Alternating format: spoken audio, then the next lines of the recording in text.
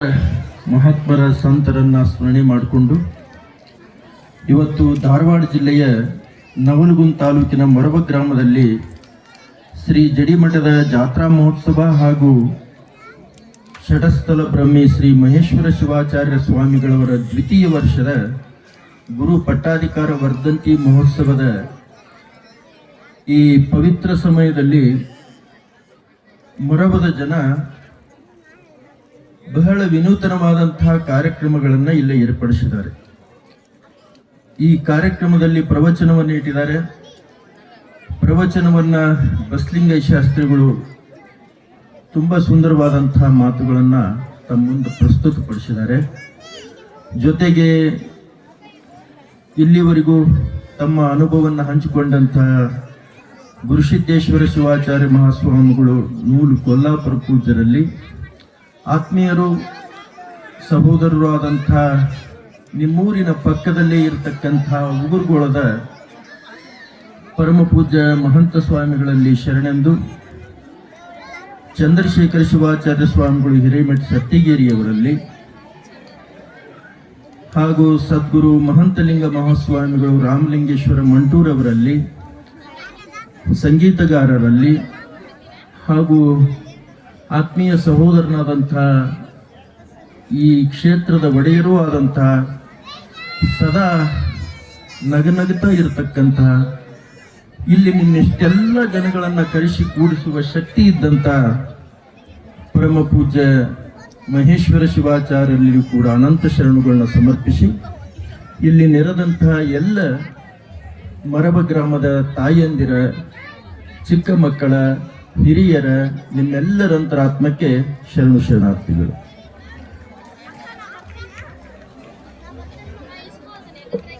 ನಮ್ಮ ಧಾರವಾಡ ಜಿಲ್ಲೆಯೊಳಗ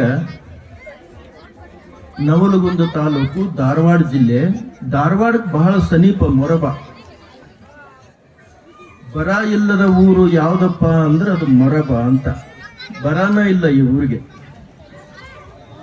ನಾನು ಧಾರವಾಡದ ಮುರುಘಾ ಮಠದಲ್ಲೇ ಇದ್ದು ಓದಿದವ. ನಾನು ಓದುವಾಗ ನಿಮ್ಮೂರಿನ ಒಬ್ಬ ಸ್ವಾಮಿಗಳು ಅಲ್ಲಿ ಇರ್ತಿದ್ರು, ಹಿರಿಯರಾದಂತಹ ಬಸವ ಸ್ವಾಮಿಗಳು, ವಿರಕ್ತ ಮಠ ಸ್ವಾಮಿಗಳು. ಅವಾಗ ನಾನು ಅವ್ರಿಗೆ ಮರಬದ ಸ್ವಾಮಿಗಳು ಅಂತಿದ್ವಿ. ಒಂದೆರಡು ಸರಿ ನಾವು ಚಿಕ್ಕವರಿದ್ದಾಗ ನಿಮ್ಮ ಮೊರಬಕ್ಕೆ ಕರ್ಕೊಂಬಂದಿದ್ವಿ. ಮೊರಬ ಅಂತಂದ್ರೆ ನವಲಗುಂದ ತಾಲೂಕಿನಲ್ಲಾಗಲಿ ಅಥವಾ ಧಾರವಾಡ ಸಮೀಪ ಇರೋದ್ರಿಂದ ಈ ಊರು ಬಹಳ ಗಟ್ಟಿ ಊರಿದೆ. ಮತ್ತೆ ಸ್ಥಿತಿವಂತರ ಊರು, ಸಾಹುಕಾರ ಊರು, ಗಟ್ಟಿ ಜನದ ಊರು, ಜಟ್ಟಿ ಜನದ ಊರು ಯಾವ ಊರು ಅಂತಂದ್ರೆ ಅದು ಮೊರಬ. ಬಹಳ ಗಟ್ಟಿ ಊರು. ಯಾಕೆ ಗಟ್ಟಿ ಊರು ಅಂತೇನಿ ಅಂತಂದ್ರೆ, ನನಗೆ ಪೂಜ್ಯರು 2 ವರ್ಷದಿಂದ ಈ ಕಾರ್ಯಕ್ರಮಕ್ಕೆ ಆಹ್ವಾನವನ್ನ ಕೊಟ್ಟಿದ್ರು. ಹೋದ ವರ್ಷ ನಾನು ಬರಲಿಲ್ಲ. ಈ ವರ್ಷನೂ ಕೂಡ ನೀವು ಬರಬೇಕು ಅಂತ ಹೇಳಿದಾಗ, ಸ್ವಾಮೀಜಿ ನಾನು ವಿದೇಶಕ್ಕೆ ಹೊರಟಿದ್ದೀನಿ, ನನಗೆ ಬರ್ಲಿಕ್ಕೆ ಆಗೋದಿಲ್ಲ ಅಂಥೇಳಿ ನಾನು ಅವ್ರಿಗೆ ಹೇಳಿದ್ದೆ. ಆ ನಂತರ ನಾನು ಧಾರವಾಡದಲ್ಲಿ ಎಜುಕೇಶನ್ ಮಾಡಬೇಕಾದ್ರೆ ಈ ಮೊರಬ ಊರಲ್ಲಿ ನನ್ನ ಗೆಳೆಯರು ಬಹಳ ಜನ ಇದ್ದಾರೆ, ನನ್ನ ಸಹಪಾಠಿಯವರು. ಬಹಳ ಪ್ರೀತಿಯಿಂದ ನಮ್ಮ ಮೊರಬದ ಅವ್ರ ಮನೆಗೆ ಹೋಗಿದ್ದೆ. ನಾನು ಅಶೋಕಣ್ಣ ಧಾರವಾಡ ಅವ್ರ ಮನೆಗೆ ಹೋಗಿದ್ದೆ. ನನ್ನ ಗೆಳೆಯ ಅವನು, ಬರಲೇಬೇಕು ಅಂತ ಹೇಳಿದ. ಒಂದು ಎರಡನೇ, ಸ್ವಾಮೀಜಿಯವರು ಮಾತಾಡ್ತಾ ಒಂದು ಮಾತು ಹೇಳಿದ್ರು. ನಾನು ಕಾರ್ಯಕ್ರಮಕ್ಕೆ ಬರುವುದಿಲ್ಲ ಅಂತೇಳಿ ಅಜ್ಜವ್ರಿಗೆ ಹೇಳಿದ್ದೆ. ಅವಾಗ ಏನ್ ಮಾಡಿದ್ರು ಅವರು, ಇಲ್ಲಿ ಒಬ್ಬ ಊರು ಹಿರಿಯ ರುದ್ರಯ್ಯನವರು ಅಂತೇಳಿ ಕಳಿಸ್ಕೊಟ್ರು. 4 ಮಂದಿನ, ರುದ್ರಯ್ಯನವ್ರನ್ನ ಮತ್ತೆ ವೀರಯ್ಯನವ್ರನ್ನ. ರುದ್ರಯ್ಯನವರು ಬಂದ್ರು ಮಠಕ್ಕೆ, ಸವಣೂರಿಗೆ. ಬಂದ ತಕ್ಷಣ ಒಂದ ಮಾತು ಹೇಳಿದ್ರು, ಏ ಸ್ವಾಮಿಗಳು ಬರ್ತೀರೇನು, ಎತ್ಕೊಂಡು ಹೋಗ್ಬೇಕು ನಿಮ್ಮನ್ನ ಅಂತೇಳಿ. ಯಪ್ಪ ಅಂತೇಳಿ ಬಂದ್ಬಿಟ್ಟೆ ನಾನು. ಅಂದ್ರೆ ಭಕ್ತಿಗೆ ಭಗವಂತನು ಕೂಡ ಬರ್ತಾನೆ ಅನ್ನೋದಕ್ಕೆ ನಿಮ್ಮೂರಿನ ಜನಗಳೇ ಸಾಕ್ಷಿ ಅಂತಕ್ಕಂಥ ಮಾತು. ಭೀಮ ಭಕ್ತಿ ಅಂತಾರೆ ಅದಕ್ಕೆ, ಭೀಮ ಭಕ್ತಿ. ಒಂದು ಸರಿ ಅರ್ಜುನ ಮತ್ತು ಭೀಮನಿಗೆ ದೇವರನ್ನ ಕಾಣಬೇಕು ಅನ್ನತಕ್ಕಂಥ ಪೈಪೋಟಿ ಹತ್ತಿದಾಗ ಅರ್ಜುನ ತನ್ನ ಪಾಶುಪಶಾಸ್ತ್ರವನ್ನ ತೆಗೆದುಕೊಂಡು ದೇವರ ಕಡೆ, ಆಕಾಶದ ಕಡೆ ಹೊಡಿತಾನ, ದೇವರನ್ನ ನಾನು ಕರೀತೀನಿ ಅಂತ ಹೇಳಿ. ಆದರೆ ಅವನ ಶಸ್ತ್ರಕ್ಕೆ ದೇವರು ಬರೋದಿಲ್ಲ. ಆದ್ರೆ ಭೀಮನ ಭಕ್ತಿ ಎಂತದು ಅಂತಂದ್ರೆ, ಭೀಮ ಗದೆಯನ್ನ ಮೇಲ್ಗಡೆ ಒಕ್ಕಟ್ಟು ಅದರ ತೆಳಗೆ ನಿಂದಿರ್ತಾನೆ. ಭಗವಂತ ನೀನು ಬರೆದಿದ್ರೆ ಈ ಗದೆ ನನ್ನ ಮೇಲೆ ಬಿದ್ದು ನನ್ನ ಪ್ರಾಣ ಹೋಗಲಿ ಅಂತಂದಾಗ ಭಗವಂತ ಬಂದು ಆ ಗದೆಯನ್ನು ಹಿಡ್ಕೊಂತಾನೆ. ಅಂತ ಭೀಮ ಭಕ್ತಿ ಅಂತ ನೋಡಿ. ಇದಕ್ಕೆ ಭೀಮ ಭಕ್ತಿ ಅನ್ನೋದು. ಮರಬದ ಜನ ಹೆಂಗದಾರೆ ಅಂತಂದ್ರೆ, ಭೀಮ ಭಕ್ತಿ ಉಳ್ಳಂತಹ ಜನರು ನಿಮ್ಮ ಮರಬದಲ್ಲಿ ಅದಾರೆ ಅನ್ನತಕ್ಕಂತಹ ಮಾತನ್ನ ನಾನು ಹೃದಯ ತುಂಬಿ ಹೇಳಕ್ಕೆ ಇಚ್ಛಾ ಪಡ್ತೀನಿ. ನನಗೆ ಬಹಳ ಆಶ್ಚರ್ಯ.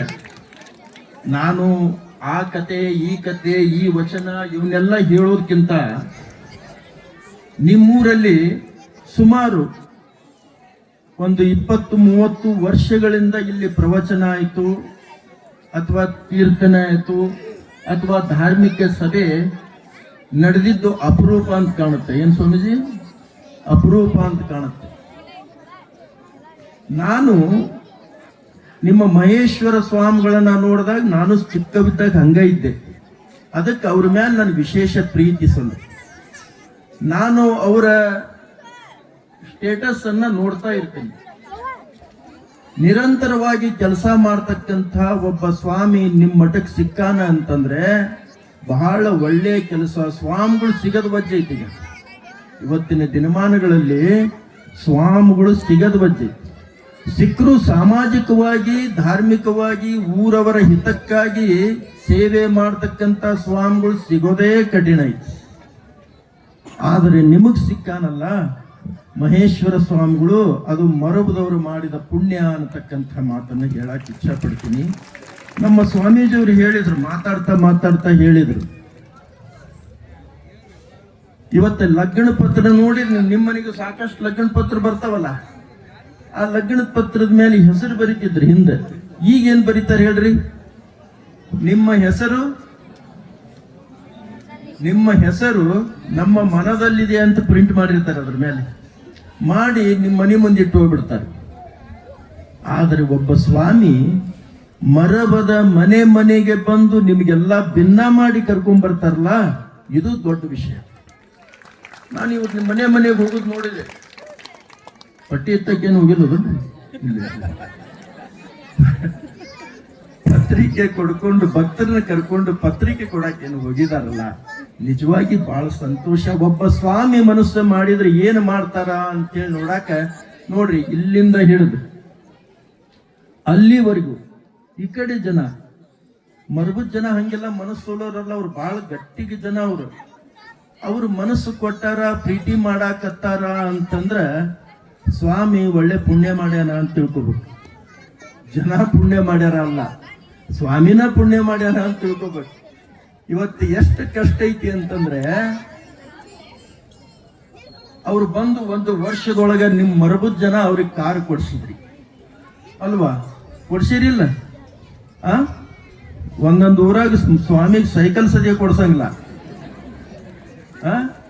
ಆದ್ರೆ ನೀವು ಆ ಸ್ವಾಮಿಗಳಿಗೆ ಕಾರ್ ಕೊಡ್ಸಿ,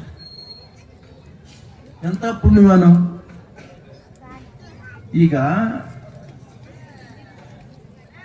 ನಿಮಗೆ ಹೇಳ್ಬೇಕಂದ್ರೆ, ಇಲ್ಲೇನು ತಾಯಂದಿರು ಮತ್ತು ಊರು ಹಿರಿಯರು ಏನು ಕುಂತಿರಲ್ಲ, ನೀವೆಲ್ಲರೂ ಅವನ್ನ ನನ್ನ ಮಗ, ನನ್ನ ದೇವರು, ನಮ್ಮ ಗುರುಗಳು ಅಂತ ಹೇಳಿ ಏನು ಪ್ರೀತಿ ಮಾಡಕತ್ತಿರಲ್ಲ.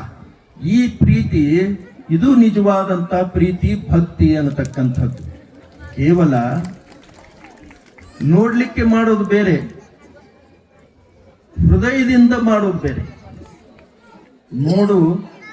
ನೋಡ್ಲಿಕ್ಕೆ ಬಹಳ ಜನ ಕೂಡ್ತಿರ್ತಾರೆ, ಆದ್ರೆ ನೀವೆಲ್ಲರೂ ಆ ಜಡಿ ಸಿದ್ದೇಶ್ವರನೇ ಮತ್ತೊಮ್ಮೆ ಮರಬದಲ್ಲಿ ಬಂದಿದ್ದಾನೆ ಅನ್ನತಕ್ಕಂತಹ ಭಾವನೆಯಿಂದ ಏನು ಕೂತಿದ್ದೀರಲ್ಲ, ನಿಜವಾಗಿಯೂ ಕೂಡ ಜಡಿ ಸಿದ್ದೇಶ್ವರ ನಿಮಗೆ ಮತ್ತೊಂದು ಸರಿ ಈ ಭೂಮಿಗೆ ಬಂದು ಆಶೀರ್ವಾದ ಮಾಡಲಿಕ್ಕೆ ಬಂದಾನೆ ಅನ್ನತಕ್ಕಂತಹ ಭಾವನೆ ನಿರಂತರವಾಗಿ ನಿಮ್ಮಲ್ಲಿರ್ಲಿ ಅನ್ನತಕ್ಕಂತಹ ಮಾತನ್ನ ಹೇಳ್ತಾ, ನಾನು ಮಠಕ್ಕೆ ಬಂದ ತಕ್ಷಣ ಸ್ವಾಮೀಜಿ ಜೊತೆ 2 ನಿಮಿಷ ಕೂತಿದ್ದೆ.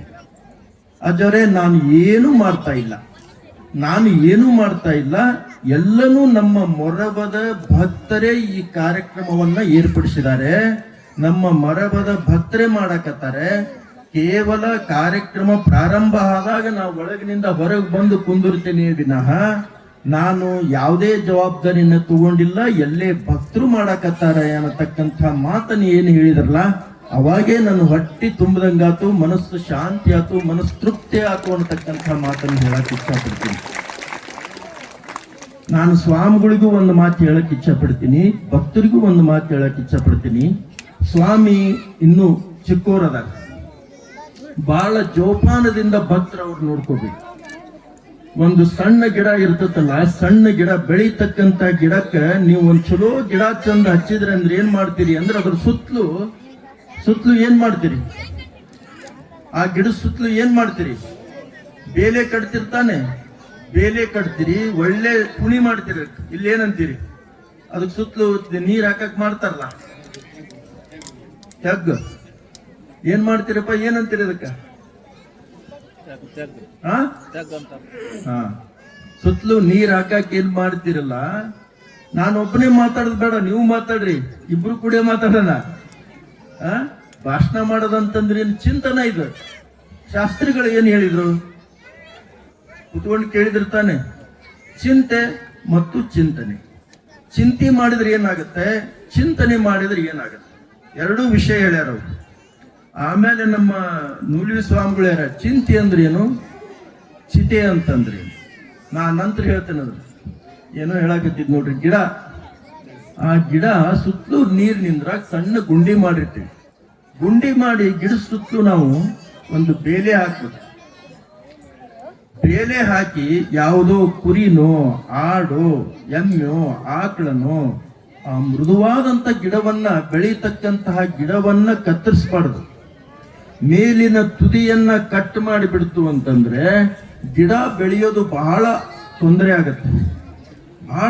ಆಗತ್ತೆ. ಅದಕ್ಕೆ ಇದು ಹಣ್ಣು ಬಿಡುವ ಗಿಡ, ನೆರಳನ್ನ ಕೊಡ್ತಕ್ಕಂಥ ಗಿಡ.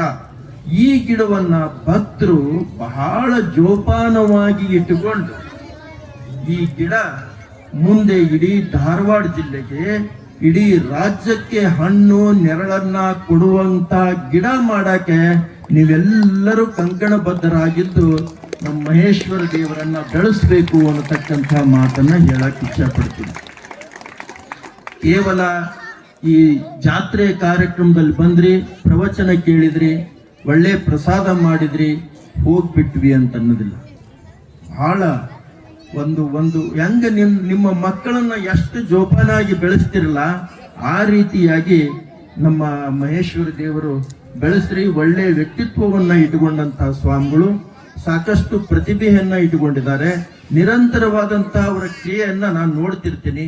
ನಮ್ಮ ಕಾಶಿ ಜಗದ್ಗುರುಗಳ ಬಹಳ ಪ್ರೀತಿಯ ಶಿಷ್ಯ, ಜೊತೆಗೆ ನಾನು ಕೂಡ ತುಂಬಾ ಪ್ರೀತಿಯಿಂದ ಕಾಣ್ತಾ ಇದ್ದೀನಿ ಅವ್ರನ್ನ ಅಂತಕ್ಕಂಥ ಮಾತನ್ನು ಹೇಳ್ತಾ, ನಮ್ಮ ರುದ್ರಣ್ಣರಲ್ಲ, ರುದ್ರಣ್ಣ ಅದ್ಭುತ ಮನುಷ್ಯ, ಕೆರಿಮನಿ ಬಾಳ ಮನುಷ್ಯ. ಅವ್ನ ಮುಂದೆ ನಿಂದಿರ್ಸಿದ್ರೆ ಯಾರು ಬರುವುದೇ ಇಲ್ಲ, ನಿನ್ ಸುದ್ದಿಗೆ ಬರುವುದಿಲ್ಲ.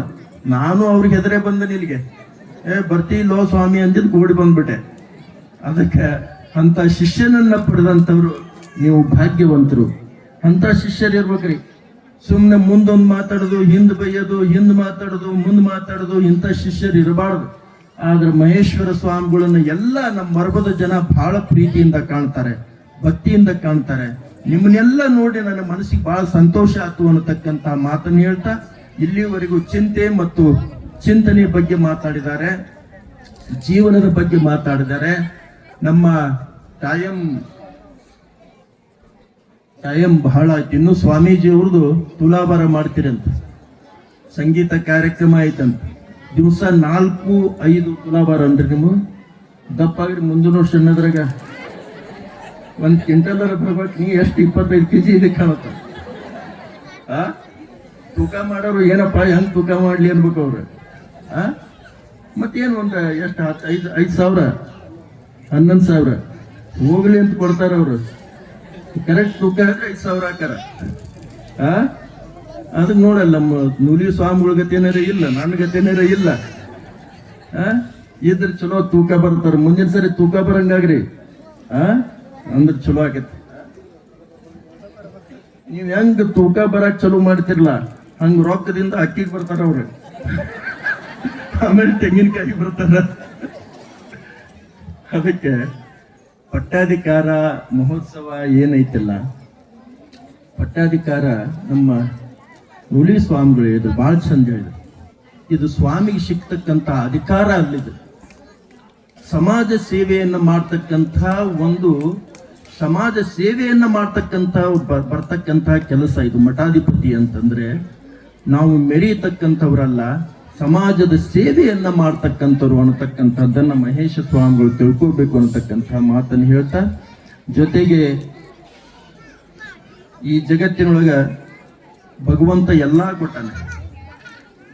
ಜೇಡರ ದಾಸಮಯ್ಯನವರು ಹೇಳುವ ಹಾಗೆ, ಇಳಿ ನಿಮ್ಮ ದಾನ, ಬೆಳೆ ನಿಮ್ಮ ದಾನ, ಸುಳಿದು ಸೂಸುವ ಗಾಳಿ ನಿಮ್ಮ ದಾನ, ನಿಮ್ಮ ದಾನವನ್ನುಂಡು ಅನ್ಯರ ಹೊಗಳುವ ಪುಣ್ಯಗಳೇನೆಂಬೆ ಅಂತಕ್ಕಂಥ ಮಾತನ್ನ ಹೇಳ್ತಾರೆ. ಈ ಜಗತ್ತು ನೋಡ್ರಿ, ಈ ಭೂಮಿ ಕೊಟ್ಟಂತವ್ರು ಯಾರು? ಭಗವಂತ. ಈ ಭೂಮಿಯೊಳಗ ಬೆಳೆ ಕೊಟ್ಟಂತವ್ರು ಯಾರು? ಒಂದೇ ಒಂದು ಕಾಳ ಹಾಕಿದ್ರೆ 1000 ಕಾಳಗಳಾಗಿ ಬರ್ತದೆ. ಯಾರು ಕೊಡ್ತಾರೆ? ಆ ಭಗವಂತ ಕೊಡ್ತಾನೆ. ಸುಳಿದು ಸೂಸುವ ಗಾಳಿ, ಈಗೇನು ನೀವೆಲ್ಲ ಆಮ್ಲಜನಕ ಅಥವಾ ತಗೊಳ್ತಾ ಇದಿರಲ್ಲ, ಗಾಳಿ ತಗೊಳ್ತಾ ಇದಿರಲ್ಲ, ಅಕಸ್ಮಾತ್ ಒಂದು 10 ನಿಮಿಷ ಮೂಗು ಎಲ್ಲ ಬಂದ್ ಹಿಡ್ಕೊಂಡ್ಬಿಟ್ರಿ ಏನಾಕಿರಿ? ಬಂದ್ ಮಾಡಿಬಿಟ್ಟಪ್ಪ ದೇವ್ರು. ನಿಮ್ಗೆ ಗಾಡಿ ನಾನು ಸ್ಟ್ರೈಕ್ ಮಾಡ್ತೀರಿ, ನೀವು ಆಗ್ಲಿಲ್ಲ, ಹಂಗ ದೇವ್ರು ಸ್ಟ್ರೈಕ್ ಮಾಡಿಬಿಟ್ಟ. 10 ನಿಮಿಷ ನಿಮ್ಗೆ ಗಾಳಿ ಕೊಡೋದಿಲ್ಲ. ಏನ್ ಮಾಡೋದು? ಎಲ್ಲಾರು ಇಲ್ಲಿ ಹಂಗ ಉಳ್ಳಾಡ್ಸತ್ ಹೋಗ್ಬಿಡ್ತೀವಿ. ಅದಕ್ಕೆ ಭಗವಂತ ಇಷ್ಟೆಲ್ಲ ಕೊಟ್ಟಾನ ನಮ್ಗೆ. ಇಷ್ಟೆಲ್ಲ ಕೊಟ್ಟಾನ. ಒಂದು ಹಳ್ಳ್ಯಾಗ ಮಾತು ಹೇಳ್ತಾರ ನೋಡ್ರಿ, ಮೂಗು ಕೊಟ್ಟವ್ರನ್ನ ಬಿಟ್ಟು ಮುಕ್ತಿ ಕೊಟ್ಟವ್ರನ್ನ ನೆನ್ಸಿದ್ರಂತ. ಹಂಗ ಮೂಗು ಕೊಟ್ಟವ್ರನ್ನ ಮರಿಬಾರ್ದ. ಭಗವಂತ ಎಲ್ಲಾ ಕೊಟ್ಟಾನ ನಮ್ಗೆ. ಆ ಚಿಂತನೆ ಮಾಡ್ಲಿಕ್ಕೆ ಇಂಥ ಚಿಂತನೆ ಸಭೆಗಳು. ಭಗವಂತ ಏನ್ ಮಾಡಿದ, ಏನ್ ಕೊಟ್ಟಾನೆ ಅನ್ನತಕ್ಕಂಥದ್ದು. ಆದ್ರೆ ಇವತ್ತ ನಮ್ಮ ಮನಸ್ಸು ನೆಮ್ಮದಿಯಾಗಿಲ್ಲ. ನಮ್ಮೆಲ್ಲರ ಮನಸ್ಸುಗಳು ನೆಮ್ಮದಿಯಾಗಿಲ್ಲ. ಇವತ್ತ ಇರಾನ್ ಮತ್ತು ಅಮೇರಿಕ ಇಸ್ರೇಲ್ನೊಳಗೆ ಯುದ್ಧ ನಡೆದಿದೆ. ಅಲ್ಲಿ ಶಾಂತಿಯಲ್ಲಿ ತೇಳ್ರಿ, ಒಂದೊಂದು ತಲೆನೂ ಕೂಡ ಒಂದೊಂದು ಬಾಂಬ್. ಇಲ್ಲಿ ನಿಮ್ ತಲೆ ಏನ್ ಕುಂತಾವಲ್ಲ, ಇಲ್ಲಿ ಕೂತಾವಲ್ಲ, ತುಸ ಯೋಚನೆ ಮಾಡ್ತಾವ, ಸಾಕಷ್ಟು ಯೋಚನೆ ಮಾಡ್ತಾವ. ಮನಸ್ಸು ಕಲ್ಮಶ ಆಗಿಬಿಟ್ಟತಿ. ಮನಸ್ಸು ಚಲೋ ಇಲ್ಲ. ಮನಸ್ಸು ಯಾಕೆ ಚಲೋ ಇಲ್ಲ ಅಂದ್ರೆ ಚಲೋ ಯೋಚನೆ ಮಾಡೋದಿಲ್ಲ, ಚಲೋ ಆಹಾರ ತಿನ್ನೋದಿಲ್ಲ, ಚಲೋ ಚಿಂತನೆ ಮಾಡೋದಿಲ್ಲ. ಅದಕ್ಕೆ ಮನಸ್ಸು ಚಲೋ ಇಲ್ಲ. ಒಂದು ಸಣ್ಣ 2 ನಿಮಿಷದೊಳಗೆ ಕತೆ ಹೇಳ್ಬಿಡ್ತೇನೆ. ಈ ಗುಡಿ ಇರ್ತಾವ ನೋಡ್ರಿ, ಗುಡಿಯಾಗ ನೀವು ಹನುಮಂತೇವ್ರ ಗುಡಿಗೆ ದೀಪ ಹಚ್ಚಕ್ ಹೋಗ್ತೀರಿ. ದೀಪ ಹಚ್ಚಕ್ ಹೋಗಿ ಎಣ್ಣೆ ತಗೊಂಡು ಹೋಗ್ತೀರಿ. ಆ ಪಣತಿಗೆ ಎಣ್ಣೆ ಹಾಕಿ, ಆ ಪಣತಿಗೆ ಏನಾರ ಕುಡಿ ಬಂದಿತ್ತಂದ್ರೆ ಅಲ್ಲೇ ಕುಡಿ ಚೂಟಿ ಅಲ್ಲೇ ಚಲೋ ಗಾಡಿಗೆ ವರ್ಷಿರ್ತೀರಿ ನೋಡ್ರಿ. ವರ್ಷಿರ್ತೀರಿಲ್ಲ, ವರಿಸಿ ಮತ್ತೆ ಎಣ್ಣೆ ಹಾಕಿ ನಿಮ್ಮ ಆಟ ತಗೊಂಡ್ಬರ್ತೀರಿ. ಅದು ವರಿಸಿ ಏನಾಗಿರ್ತದಂದ್ರೆ ಇಷ್ಟು ದಪ್ಪ ಆಗಿರ್ತದ. ಅದನ್ನ ಅಕಸ್ಮಾತ್ ಆ ಕುಡಿ ತಗೊಂಡು ಮೂಗ್ ಹೆಚ್ಕೊಂಡ್ರೆ ಏನಾಗುತ್ತೆ? ಗುಳ್ಳಿ ಆಗತ್ತಾನೆ. ಅಷ್ಟು ವಿಷ ಇರ್ತದಂಥದ್ದು. ಯಾವುದು? ಆ ಎಣ್ಣೆ ಅಲ್ಲ, ಅದೇನು ವರ್ಷಿರ್ತೇವಲ್ಲ, ಆ ಕುಡಿ ಅಷ್ಟೊಂದು ವಿಷ ಇರ್ತದೆ. ಅಂತ ಕುಡಿಯನ್ನ ನೊಣ ತಿಂತಕ್ಕಂತ. ನೊಣ ಕತಿ ಭಾಳ ದೊಡ್ಡದೈತ್ರಿ. ಇದನ್ನ ಸಿಂಪಲ್ ಆಗಿ ಹೇಳ್ಬಿಡ್ತೀನಿ. ನೊಣ ತಿಂತದಂತ. ಆ ನೊಣವನ್ನ ಅಲ್ಲೇ ಗುಡಿಯಾಗ ಅಡ್ಡಾಡ್ತಿರ್ತದಲ್ಲ ಆ ಹಲ್ಲಿ ತಿಂತದಂತ. ಹಲ್ಲಿನ ಕಪ್ಪಿ ತಿಂತದಂತ. ಕಪ್ಪಿನ ಏನ್ ತಿಂತತಿ? ಕಪ್ಪಿನ ಹಾವು ತಿಂತದಂತ. ಹಾವು ತಿಂತತಿಲ್ಲ, ಕಪ್ಪಿನ ನುಂಗ್ ಹೊಂಟಿರ್ತದ ನೋಡೋದು. ಹಾವುನ ಕೋಳಿ ತಿಂತದಂತ. ಕೋಳಿ ಯಾರು ತಿಂತಾರ? ಕರೆಕ್ಟ್. ಯಾರು ತಿಂತಾರ? ನೀವು ಅದಲ್ಲ. ನಾವು ಎಷ್ಟು ಕೆಟ್ಟದೆ ನೋಡು, ಎಷ್ಟು ವಿಷ ಐತಿ ನಮ್ಮ ತಲೆಗ. ಇಷ್ಟೆಲ್ಲ ವಿಷ ಪ್ರಾಣಿ ತಿನ್ಕೊಂತ ಬಂದಿದ್ದನ್ನ ನಾವು ತಿಂತೇವಿ ಅಂತಂದ್ರೆ ನಮ್ಮ ಮನಸ್ಸು ಎಷ್ಟು ಅಪವಿತ್ರ ಐತಿ. ಅದಕ್ಕೆ ಮನುಷ್ಯ ಒಳ್ಳೆಯದನ್ನ ಯೋಚನೆ ಮಾಡಬೇಕು, ಒಳ್ಳೆಯದನ್ನ ಮಾಡಬೇಕು ಅನ್ನತಕ್ಕಂಥ ಮಾತನ್ನು ಹೇಳ್ತಾ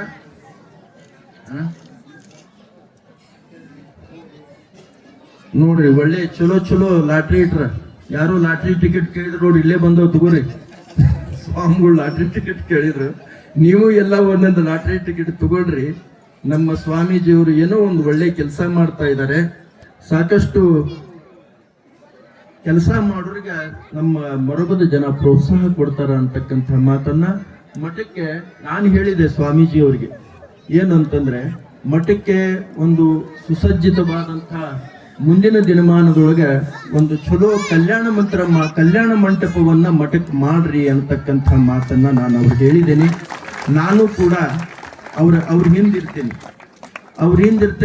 ಎಷ್ಟು ಸಾಧ್ಯನೋ ಅಷ್ಟು ಸಹಾಯವನ್ನ ನಾನು ಅವ್ರಿಗೆ ಮಾಡಿಸ್ತೀನಿ ಅಂತಕ್ಕಂಥ ಮಾತನ್ನ ಹೇಳಿ, ನಿಮ್ಮೆಲ್ಲರ ಪ್ರೀತಿ ವಿಶ್ವಾಸ ಜೊತೆಗೆ ಜಡೆಯ ಮಹಾಸ್ವಾಮಿಗಳವರ ಆಶೀರ್ವಾದ ನಿಮ್ಮೆಲ್ಲರ ಮೇಲೆ ಸದಾ ಇರಲಿ. ಮುಂದೆ ಕಾರ್ಯಕ್ರಮಗಳು ಬಹಳ ಇರೋದ್ರಿಂದ ನಾನು ನಿಮಗೆ